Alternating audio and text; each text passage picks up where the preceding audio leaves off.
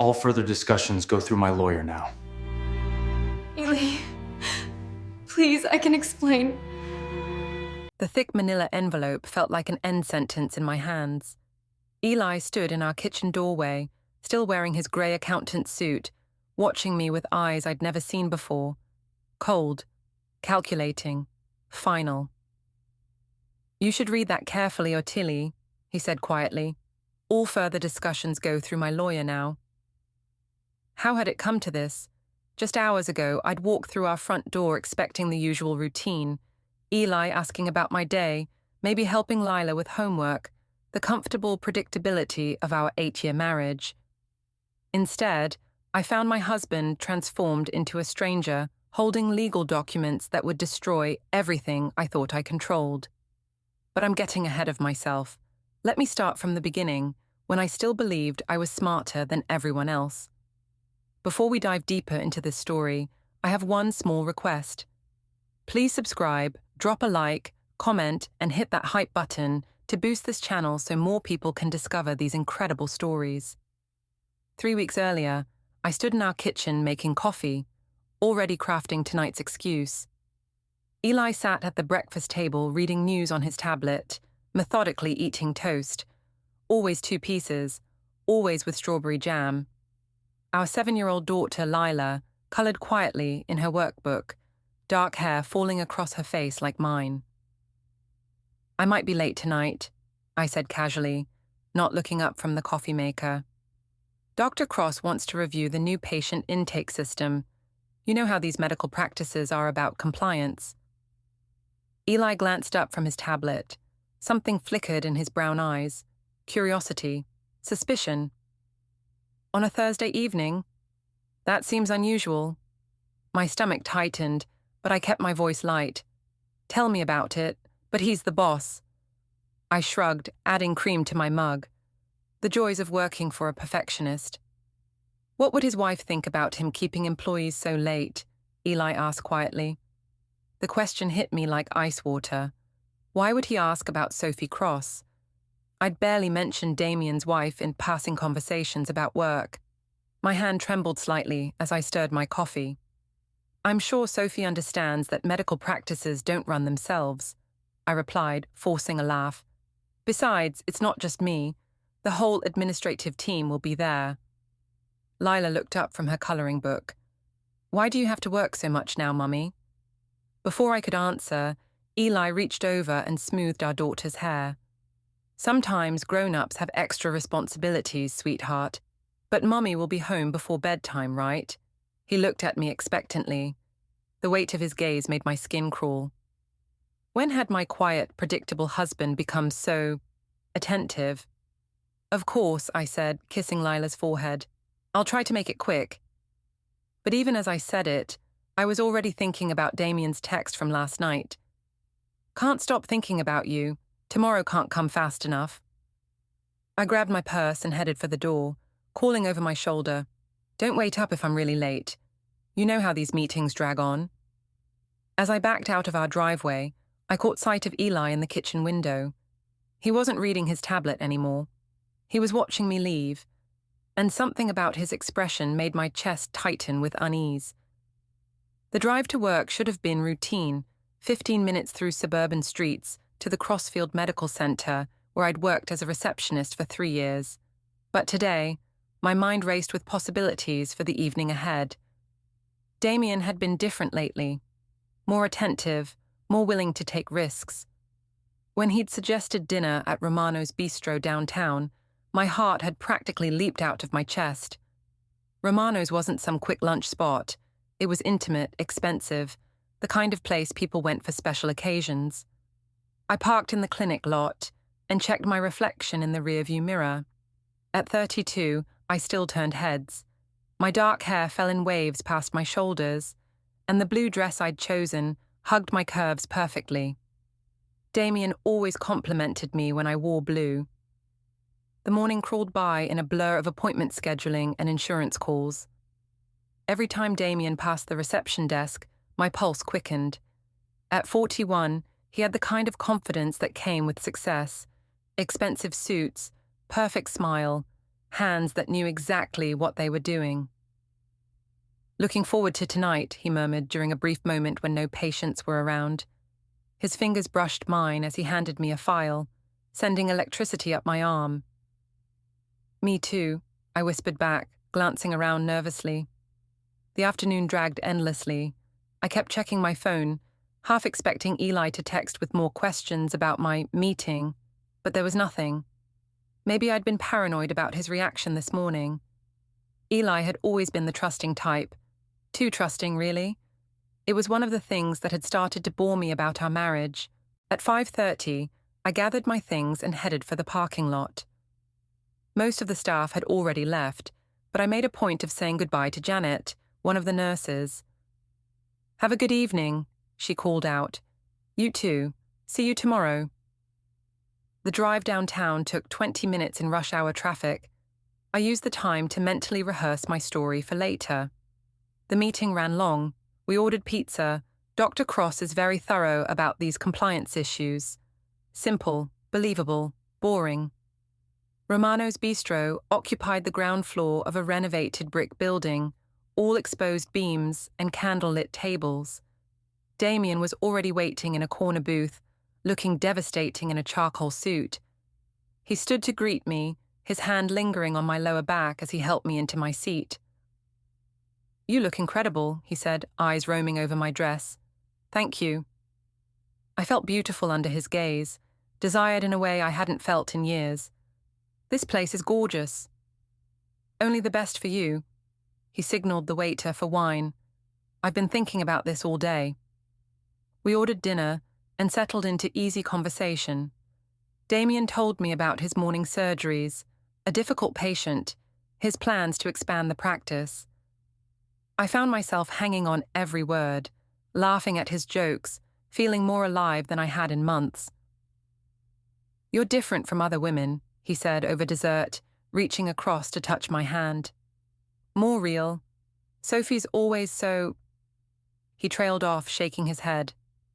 "So what?" I prompted, even though I knew I shouldn't want to hear him criticize his wife.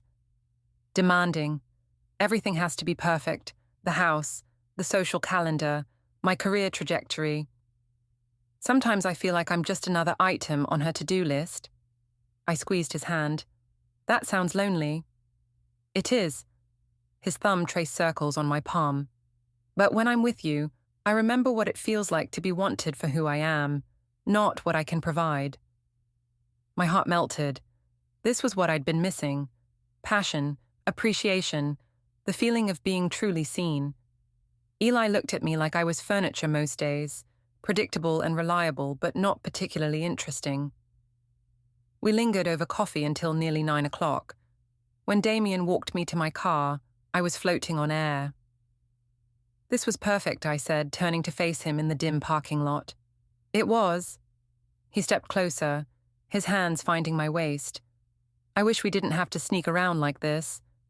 "Someday," I said softly, though I wasn't sure what I meant by that. He kissed me then, deep and hungry, and I melted into him completely. For those few moments, nothing else existed, not my marriage, not his wife, not the complications waiting at home. The drive back to suburbia felt like returning to prison. Our neighborhood looked exactly the same as when I'd left that morning. Neat lawns, matching mailboxes, the suffocating perfection of middle-class contentment. Eli's car was in the driveway, living room lights still on. I checked my appearance one more time, practiced my tired expression, and walked through the front door at 9:47 p.m. "How was your meeting?" Eli asked immediately. He was sitting on the couch with his laptop, but I got the distinct impression he'd been waiting for me. "Exhausting," I sighed, dropping my purse on the hall table. "Dr. Cross is incredibly thorough. We went through every single intake form, every protocol. My brain feels like mush." "That's a long time to spend on paperwork." His tone was neutral, but something in his eyes made me defensive. "Well, when you're dealing with patient privacy laws and insurance regulations, you can't afford to make mistakes." I kicked off my heels, trying to look appropriately worn out. "Is Lila asleep?" About an hour ago. He closed his laptop and stood up. She asked for you at bedtime. Guilt twisted in my stomach. I'm sorry, I told you this might run late. You did. He walked toward me, and for a moment I thought he might hug me. Instead, he stopped just close enough that I could smell his familiar aftershave. Did you eat? You smell like wine? My blood turned to ice. We ordered pizza for the office. Dr. Cross opened a bottle of wine. You know, to make the long evening more bearable. The lie rolled off my tongue smoothly, but my heart was hammering. Eli nodded slowly. That was thoughtful of him. Very thoughtful. I forced a yawn. I'm exhausted. I think I'll head straight to bed. Of course. He stepped aside to let me pass. Sweet dreams, Ottilie. As I climbed the stairs, I felt his eyes on my back. In our bedroom, I quickly changed into pajamas and brushed my teeth, scrubbing away any trace of Damian's kiss. When I finally slipped under the covers, Eli was still downstairs. I lay in the dark, replaying every moment of the evening. Damian's laugh, the way he looked at me, the promise in his touch. This was just the beginning, I told myself. Soon, maybe, we wouldn't have to hide. When Eli finally came to bed an hour later, I pretended to be asleep. But I could feel him lying awake beside me, and something about his stillness made my skin crawl with unease. I had no idea that downstairs, my phone bill was already telling a different story than the one I'd just spun, or that Eli had started keeping a detailed log of my comings and goings, or that tomorrow would bring new complications I wasn't prepared to handle. All I knew was that for the first time in years, I felt truly alive, and I wasn't about to let anyone take that away from me. The next morning brought an unexpected text from Damian at 7:23 a.m. Can't stop thinking about last night. You're incredible. I quickly deleted it, glancing around our kitchen to make sure Eli hadn't seen. He was helping Lila pack her school backpack, the picture of domestic routine. Did you remember your math homework? He asked our daughter. Yes, Daddy.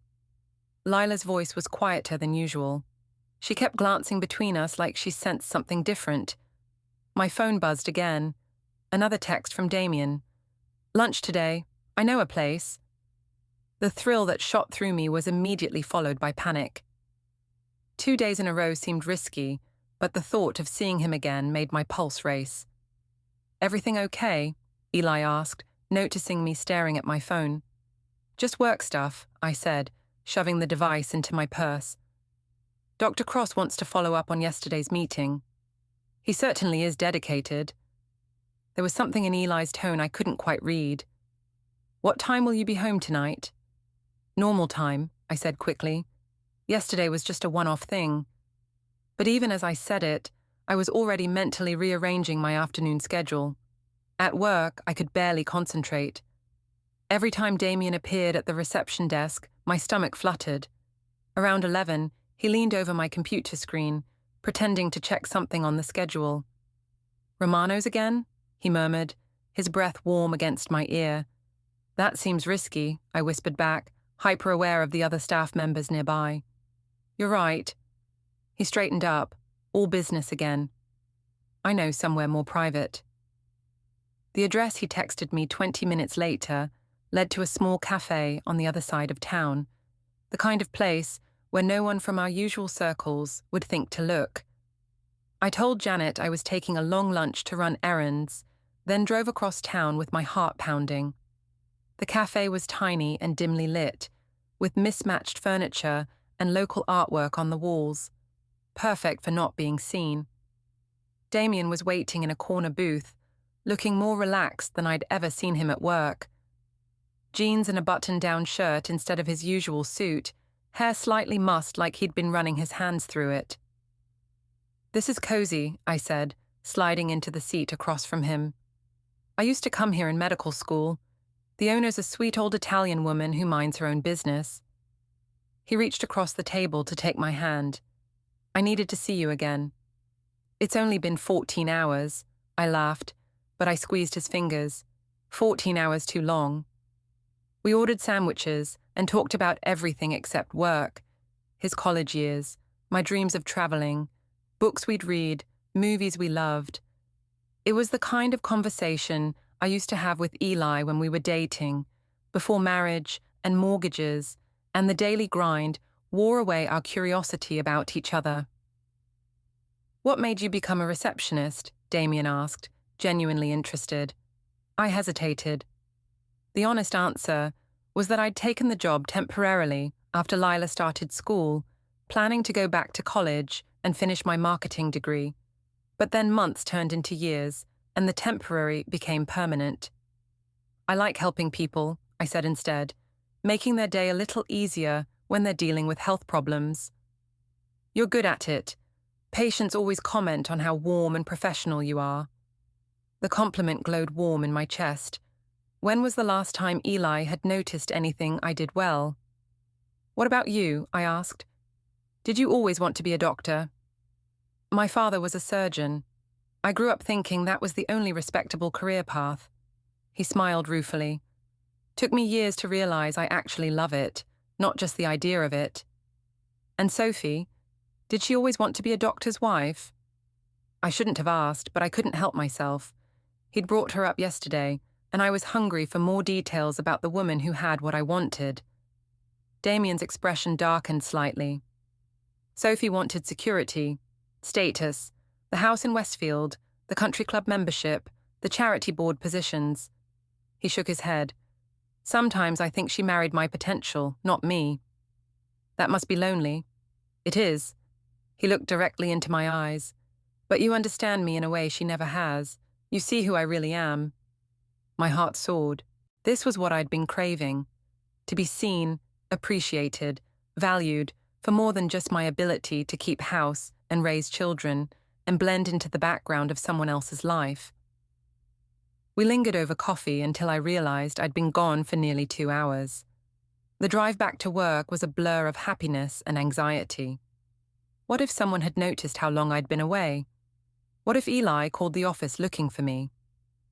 But the afternoon passed without incident. I fielded calls, scheduled appointments, and tried to look professional while replaying every moment of lunch in my head. At 5:30, I gathered my things and headed home, practicing my story about running errands. But as I pulled into our driveway, I saw Eli's car was already there, unusual for a Friday afternoon. Inside, I found him in the kitchen starting dinner while Lila did homework at the table. "You're home early," I said, hanging my purse on its usual hook. "Light day at the office." He looked up from the stove. "How was your day? Any more marathon meetings?" "No, thank goodness, just the usual chaos." I ruffled Lila's hair. "How was school, sweetheart?" "Good. We learned about fractions." She held up her math worksheet. "Daddy's helping me." "That's nice." I moved toward the refrigerator, but Eli stepped into my path. "You were gone a long time at lunch," he said quietly. My blood froze. I had errands to run, the bank, the pharmacy, grocery store. Another smooth lie, but my palms were sweating. "Which grocery store?" The question caught me off guard. "What?" "I stopped by Henderson's on my way home. Thought I'd pick up something special for dinner. Didn't see you there." My mind raced. I went to the one by work, better selection in their deli section. Eli nodded slowly, but his eyes never left my face. "Of course. That makes sense." The rest of the evening felt like walking through a minefield. Every casual question felt loaded with hidden meaning. When had my husband become so observant, so suspicious? After Lila went to bed, Eli and I settled into our usual routine, him reading on the couch, me scrolling through my phone. But the comfortable silence felt different now, charged with unspoken tension. "Ottilie?" Eli's voice made me look up from my phone. "Yeah? Are you happy?" The question blindsided me. What kind of question is that? A simple one. Are you happy? With us? With your life? With... He gestured vaguely around our living room. I stared at him, trying to read his expression. Was this a trap? A test? Or was he genuinely asking? "Of course I'm happy," I said carefully. We have a good life, Eli. A beautiful daughter, a nice home, steady jobs. That's not what I asked. His persistence made me defensive. What's this about? Are you having some kind of midlife crisis? Maybe I am. He closed his book and looked directly at me. Maybe I'm wondering if the woman I married 8 years ago still exists, or if she's been replaced by someone I don't recognize. My heart pounded. That's a horrible thing to say. Is it? When was the last time we really talked, Ottilie? Not about schedules or bills or Lila's school events, but really talked. About dreams, fears, what we want from life. I wanted to argue, but the truth was I couldn't remember. Somewhere along the way, we'd stopped being lovers and become roommates managing a household together. Marriage changes, I said defensively. People grow. That's normal. Growth is normal. Growing apart isn't. He leaned forward, elbows on his knees. I feel like I'm losing you, and I don't understand why. The sincerity in his voice made my chest ache with guilt, but underneath the guilt was anger, at him for noticing, at myself for caring, at the whole situation for being so complicated. You're being dramatic, I said, standing up abruptly. I'm going to take a bath. In the bathroom, I locked the door and sat on the edge of the tub, head in my hands. Eli's words echoed in my mind. I feel like I'm losing you. He was right, of course, but it wasn't my fault that he'd become predictable, that our conversations had dwindled to logistics, that he looked at me like a familiar piece of furniture instead of a woman worth pursuing. Damian saw me differently. He made me feel alive, desirable, interesting. Was I supposed to give that up to preserve Eli's feelings? My phone buzzed with a text. Damian, missing you already. This weekend is going to feel endless. I smiled despite myself, typing back, missing you too. When can I see you again? I hesitated, thinking about Eli's questions, his growing suspicion. But then I remembered the way Damian looked at me over lunch, the hunger in his eyes, the feeling of being truly wanted. Monday, I typed. Can't wait. I deleted the conversation and ran my bath, sinking into the hot water with a mixture of excitement and dread. This was getting more complicated, but I wasn't ready to stop. Not when I'd finally found something that made me feel like myself again. Downstairs, I could hear Eli moving around the kitchen, probably making his nightly cup of tea. The same routine he'd followed for years, as predictable as sunrise. But I had no idea that while I soaked in my bath, fantasizing about Monday's rendezvous, my husband was sitting at his laptop, carefully documenting the timeline of my day. Or that he'd already started making phone calls to people who might have answers to questions he was afraid to ask directly. The weekend passed in a haze of normal family activities, grocery shopping, Lila's soccer game, dinner with Eli's mother Maris.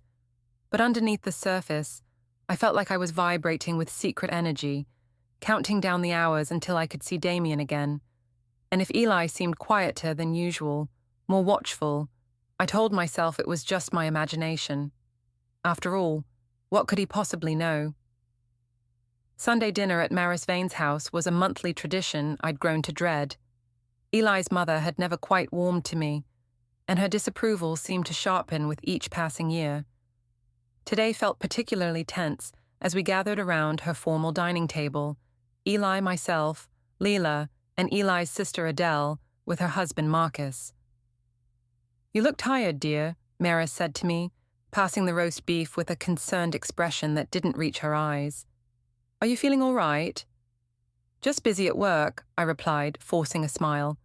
You know how it is. Actually, I don't. Maris's voice carried that particular edge she reserved for me. I was fortunate enough to be a stay-at-home mother when my children were young. Family always came first. The implied criticism stung, but I kept my expression neutral. Times are different now. Most families need 2 incomes. Do they? Maris glanced meaningfully at Eli. Or do people just want more things? Eli shifted uncomfortably in his seat. Mom, Ottilie works hard. The clinic depends on her. I'm sure they do. Maris turned back to me with false sweetness. All those late meetings must be exhausting. Eli mentioned you've been working very long hours lately. My fork froze halfway to my mouth. When had Eli discussed my schedule with his mother? It's just a busy season, I said carefully. Medical practices have a lot of compliance requirements. Of course they do. Adele jumped in, trying to smooth over the tension. Healthcare is so regulated now. Marcus deals with that in his practice too. But Maris wasn't finished. It's just unusual, don't you think? A receptionist staying late for meetings. In my day, the doctors handled that sort of thing themselves. Heat flooded my cheeks. I'm not just a receptionist. I handle patient intake, insurance coordination, scheduling. I'm sure you're very capable, Maris interrupted smoothly. I just worry about the impact on family time. Lila needs her mother present, not distracted by work obligations. The criticism hit its mark perfectly. I glanced at Lila, who was quietly cutting her meat, dark hair falling across her face.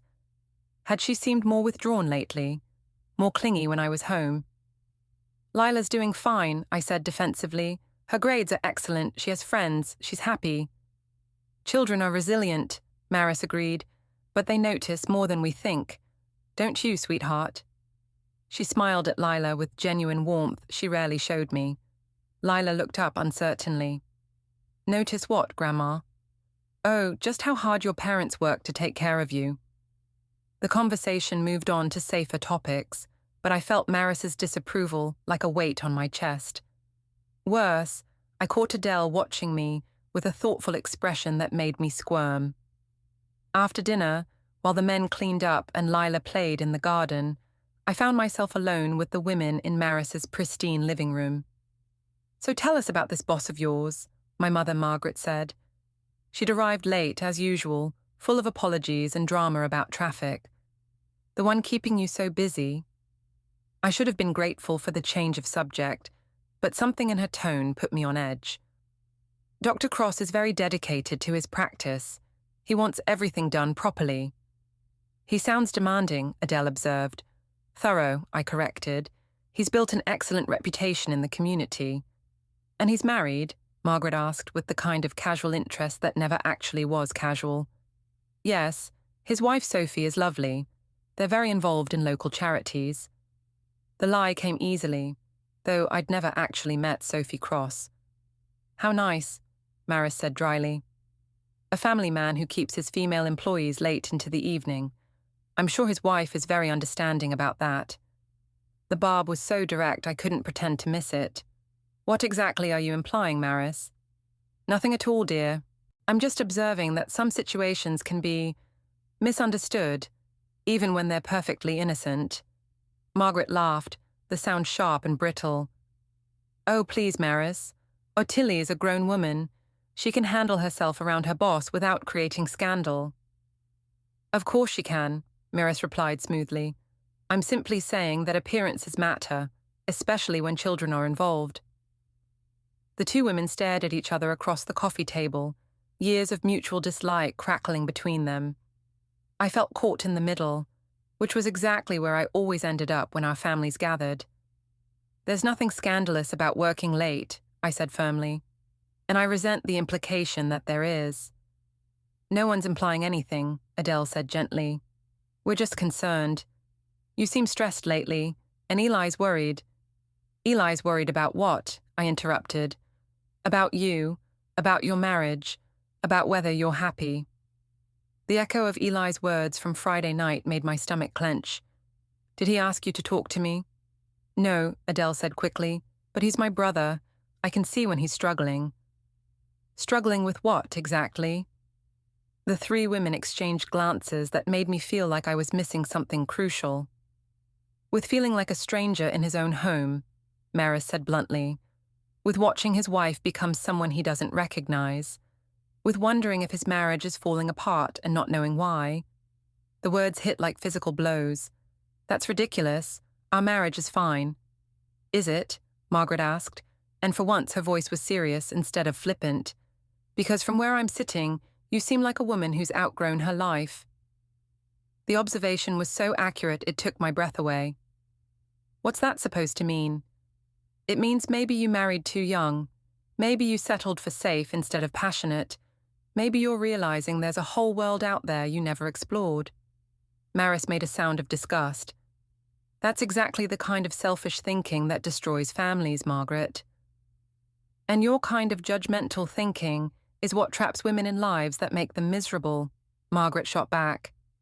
Some things are more important than personal happiness, Maris replied coldly. Like commitment, like children, like keeping your word when you promise to love someone for better or worse.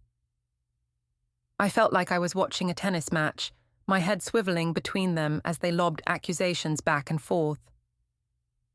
Easy to say when you've never been tempted, Margaret said, when you've never felt the spark of real passion, real connection with someone who sees you as more than just a wife and mother. The words hung in the air like a confession. All three women stared at me, waiting for my response. I don't know what you think you know, I said carefully, but you're wrong. I love my husband. I love my family. I'm not looking for anything else. But even as I said it, my phone buzzed with a text. I glanced down instinctively and saw Damian's name on the screen. Counting the hours until tomorrow. I quickly flipped the phone face down, but not before Adele caught the guilty expression on my face. Ottilie, she said quietly, whatever's going on, it's not too late to step back, to remember what really matters. Nothing's going on, I insisted, but my voice sounded shrill, even to my own ears. Margaret reached over and patted my hand. Sweetheart, if you're not happy, you need to be honest about it. Life's too short to settle for mediocrity. And life's too precious to throw away on selfish impulses, Maris countered. Think about Leela, Ottilie. Think about the example you're setting. I stood up abruptly, my chair scraping against the hardwood floor. I don't have to listen to this. You don't know anything about my life or my marriage. We know you're lying, Maris said quietly. To us, to Eli, and most importantly, to yourself. The accusation hung between us like a gauntlet thrown down. I could deny it, could storm out in righteous indignation, could maintain the facade a little longer.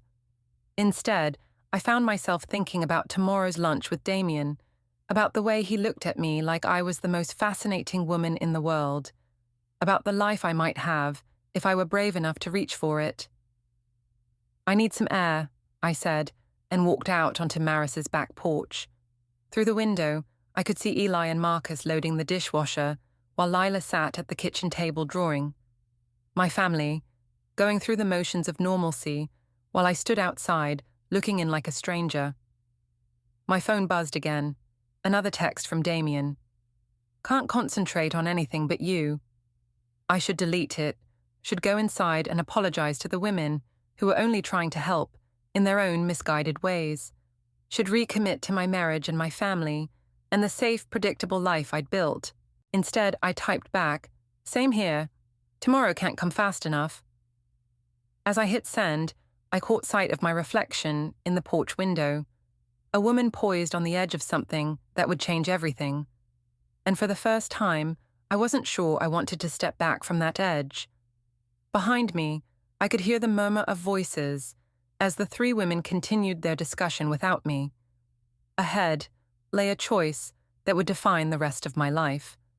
I just had no idea how much evidence I was leaving behind with every decision I made. Monday morning arrived with unseasonable warmth and a text from Damian that made my pulse race. New place today, somewhere we can really talk. Can you get away at noon? I stared at the message while making Eli's coffee, hyper-aware of his presence at the breakfast table. He seemed different lately, quieter but more observant, like he was cataloguing my every move. Sleep well? He asked without looking up from his tablet. Fine, I lied. I'd actually lain awake for hours, replaying yesterday's confrontation with the women and anticipating today's lunch. Good, you seemed restless. He glanced up with those brown eyes that had once made me feel safe and were now making me feel trapped, tossing and turning. Had I been that obvious? Just work stress. Right, work. He returned to his tablet, but something in his tone made my skin crawl. Lila appeared in the doorway, already dressed for school but moving slower than usual. "My tummy hurts," she announced. I knelt beside her, pressing my hand to her forehead. No fever, but she did look pale. "What kind of hurt, sweetheart?" "Like butterflies, but mean butterflies." Eli set down his tablet and joined us. "Mean butterflies sounds serious. Maybe you should stay home with Mommy today." Panic flashed through me. I couldn't miss lunch with Damian, not when we'd finally found somewhere private to meet. "I can't stay home," I said quickly. "We're short-staffed at the clinic today, but maybe Grandma Maris could—" "I'll handle it," Eli interrupted. "I can work from home." "Don't you have that important client meeting?" "I'll reschedule." He was already reaching for his phone. "Family comes first." The words felt like an indictment. I kissed Lila's forehead, grabbed my purse, and headed for work with my mind racing. How could I get away for lunch now?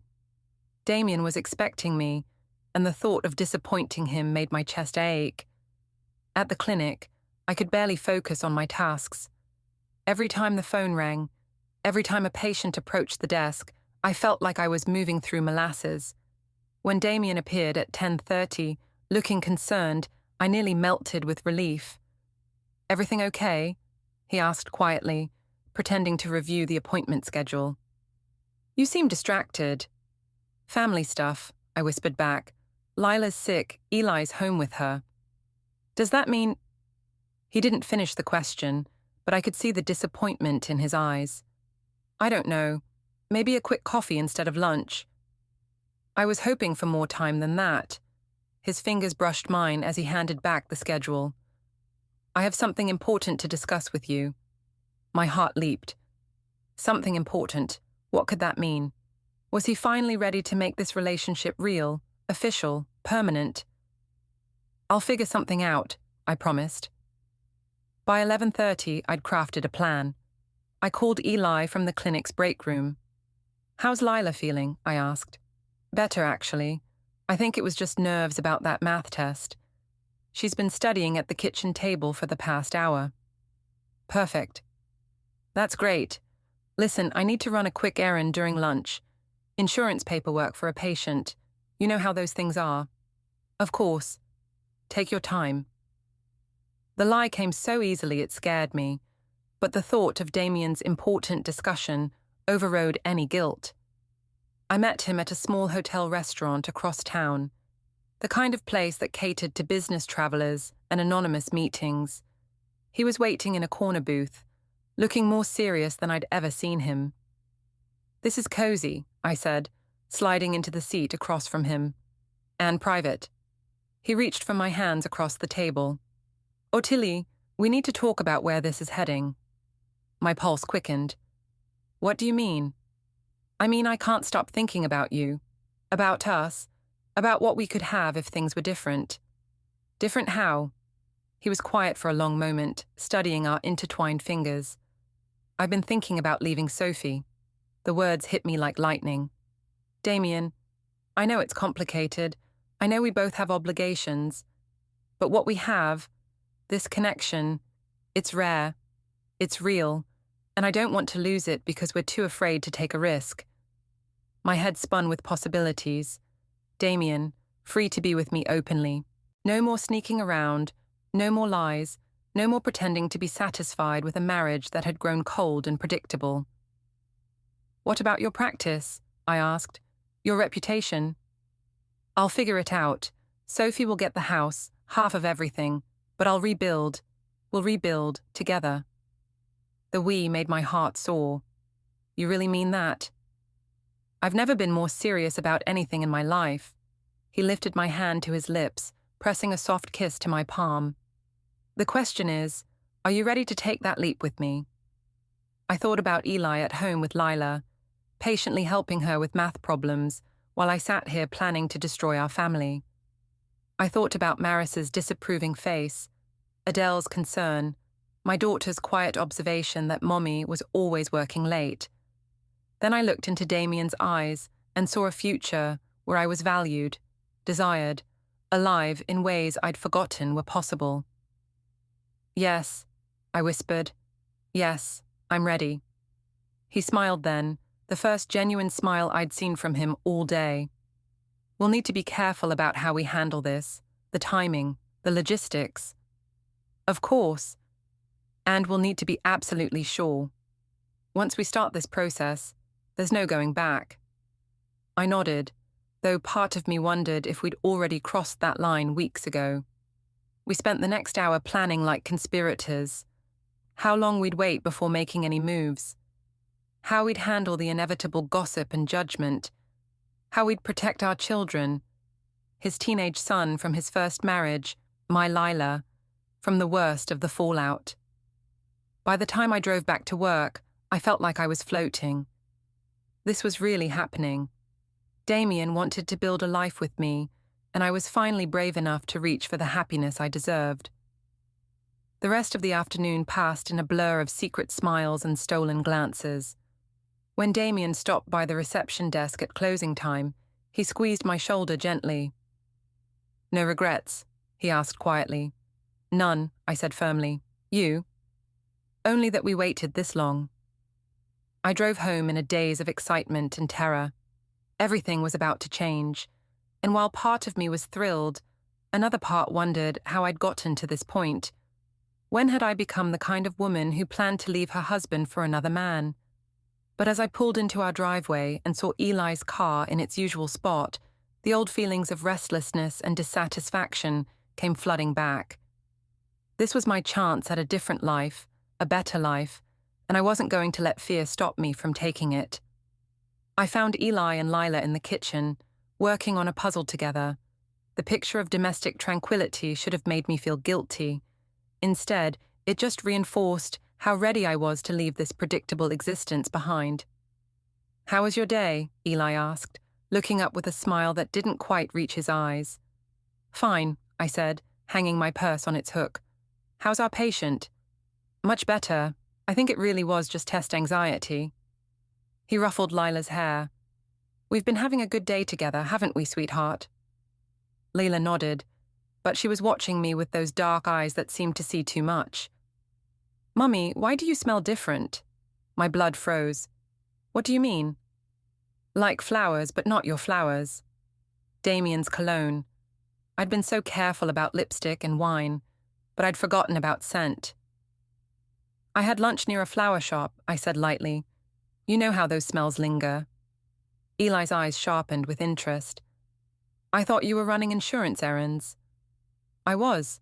The office was near a flower shop." Another lie, piling on top of all the others. "Which insurance office was that?" His tone was casual, but something in his posture had changed. "The one downtown. You know, the big building with all the different companies." I was being too vague, but I couldn't think of a specific name without risking him checking up on me. "Right," he said slowly. "Of course." The manila envelope hit the kitchen table like a verdict.